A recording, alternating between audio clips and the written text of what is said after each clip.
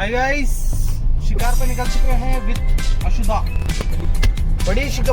आज बड़ा शिकार करने की कोशिश करेंगे। आज स्पेशल इंसान है हमारे साथ जो हमारे बड़े भाई हैं। ये है बड़े भाई, नहीं अशुदा, ये है बड़े भाई, ये भी है बड़े भाई।